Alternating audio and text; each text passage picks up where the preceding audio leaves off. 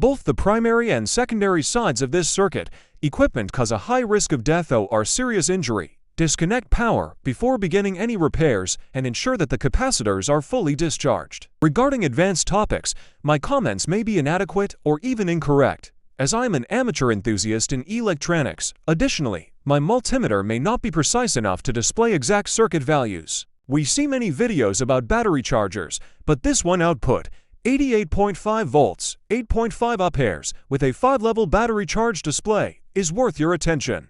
Firstly, the fuse and some resistors were burnt. The PWM-IC and transistor were damaged. There was also debate over whether an IGT or MOSFET should be used in the circuit, as IT had also burned out.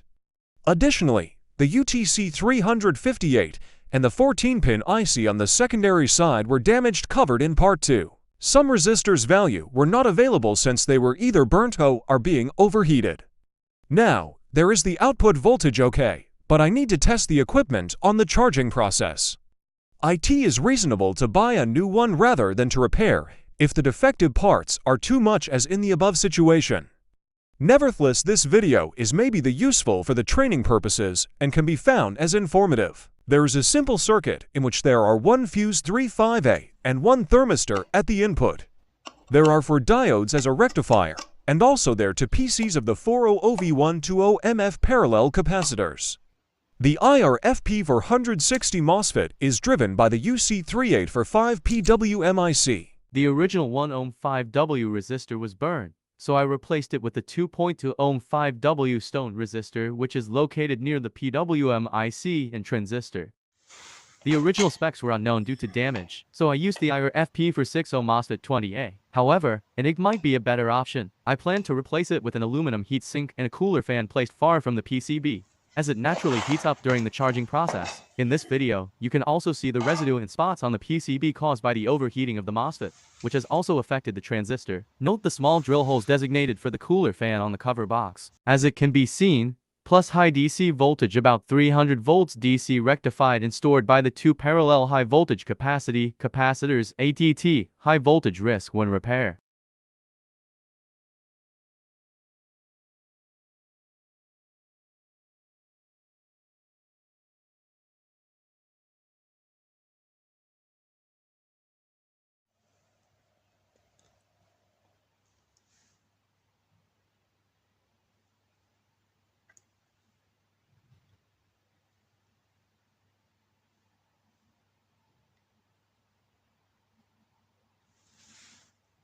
The capacitors connect directly to the transformer T5 T6, and the DC voltage is converted into the required alternating voltage form through the PWM-IC. This high-frequency output is driven via the IRFP460 MOSFET and then fed into the transformer T1 T2 legs. As shown in the video, the PWM-IC operates with a power voltage of approximately 17 V. Meanwhile, the compare pin 1 is stimulated by the optocouplers.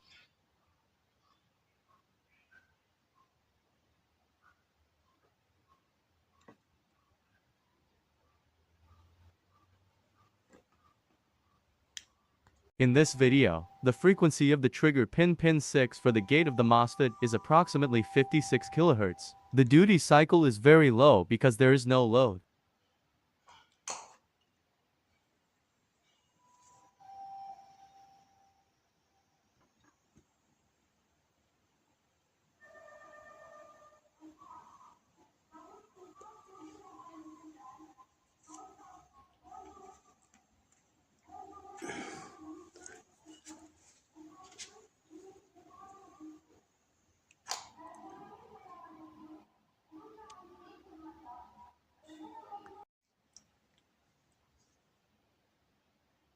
Additionally, the other video content shows the sawtooth signal at pin 4 of the PWM-IC.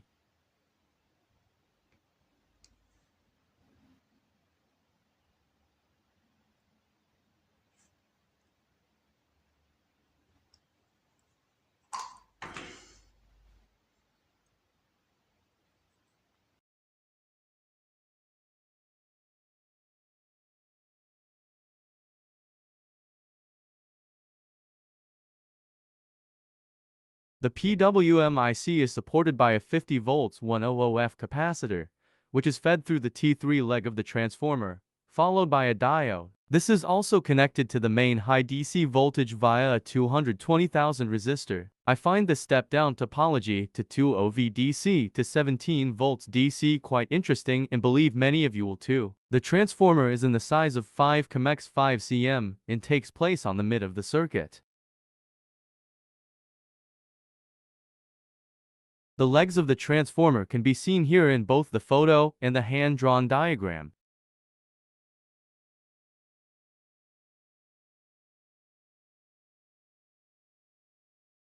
There are 6 legs on the primary side T1 to T6 and 8 legs on the secondary side T1 to T8. As shown, the high DC voltage is directly connected to the transformer via legs T5 T6. The voltage passes through the IR-FP for 6 ohm MOSFET to the transformer legs T1 T2. The voltage required for the PWM IC is supplied from the transformer T3 leg through a diode, and also from the main 300 volts DC line via a 220,000 resistor. This voltage is stored in a 50 volts 100F capacitor.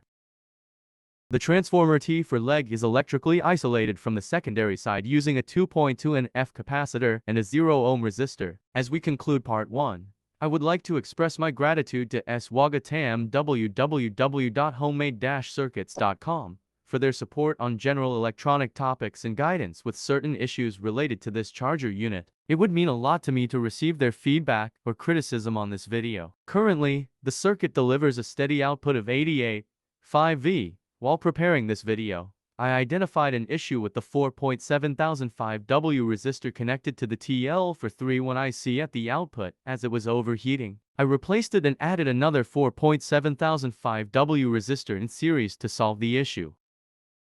Now, the next step is to find 6 12 volts batteries to test the circuit by charging them. I also plan to prepare and release part 2. If I would receive adequate support and encouragement from viewers and subscribers, if the results are not successful, I will remove the transformer and attempt to rebuild the circuit from scrap devices.